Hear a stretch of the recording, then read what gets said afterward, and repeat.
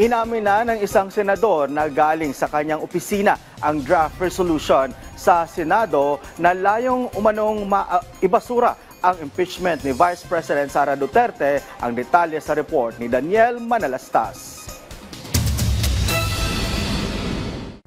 Umugong isang draft resolution sa Senado na ang layunin umano ay mabasura ang impeachment ni Vice President Sara Duterte. Sa kopya ng draft resolution, walang pangalan ng senador na nakalagay kung sinong may akda.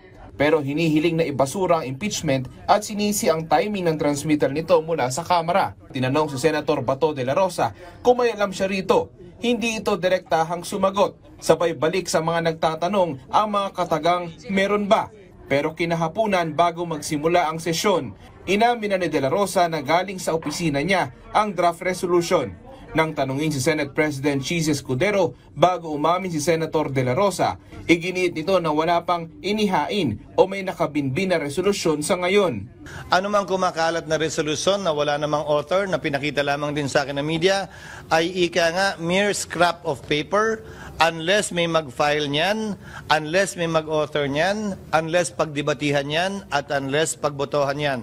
As of last night, even this morning, tinanong ko dahil sa mga katanungan ng media, wala pong ganyang uri o parehong resolusyon na i-final o inihain sa Senado sa ngayon. Si Senate President Pro Tempore Jinggoy Estrada, nakita na raw ang kopya ng binubuong resolusyon. Pero bago niya ito nakita, marami na raw umuugong na balita tungkol dito. Pagka may final sa Senate, it's either we act on it or we don't act on it. Wala ko, it is our constitutional duty to hear the impeachment case against any impeachable officer. Okay. Dahil that is written in our Constitution. Sabi naman ni Senator J.V. Ejercito, wala siyang nakikita na ganito pero constitutional duty daw ng Senado na mag-convene para sa impeachment trial. Si Senator Alan Peter Cayetano, hindi raw nabigyan ng kopya ng resolusyon. Si Senator Mig Zubiri, hindi naman nababasa pa ang resolusyon. It's totally true. Lahat ng nagsasabing we can go to the Supreme Court, it's totally true. But kailan lalabas yung decision ng Supreme Court given na ang bibigat ng legal issues na ito? We're in a right now, it's not the VP who's on trial, it is the Senate that is on trial. If the resolution basically is a statement saying that the impeachment cannot be carried over to the 20th Congress, then that is in... Tanong naman kay Senator Joel Villanueva kung pwede bang madesisyonan ng isang resolusyon ang impeachment complaint.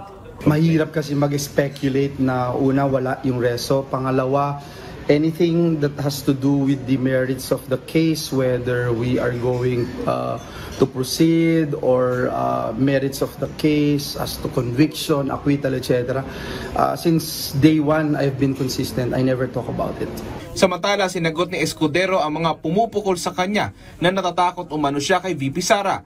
Kaya naatras umano ang impeachment proceedings. May buwelta rin siya sa mga kongresista na kumukutya sa kanya. Ang mga kongresista tila nasasanay na diktahan ang Senado kaugnay sa gusto nilang mangyari sa impeachment. Para sa akin, gagampanan namin ang aming tungkulin ayon sa aming paniniwala na tamang proseso na naaayon sa batas. Nung inupuan nila na mahigit 2 buwan itong impeachment complaint, may narinig ba sila sa amin? Nakalagay din sa rules nilang immediately ibibigay ng SecGen yung impeachment complaint sa Speaker. Hindi nila ginawa yon sa loob ng mahigit 2 buwan. May narinig ba silang reklamo sa amin? Ginalang namin ang kanilang pasya, proseso at pagdidesisyon. Yan sana ang inaasahan ko rin sa kanila.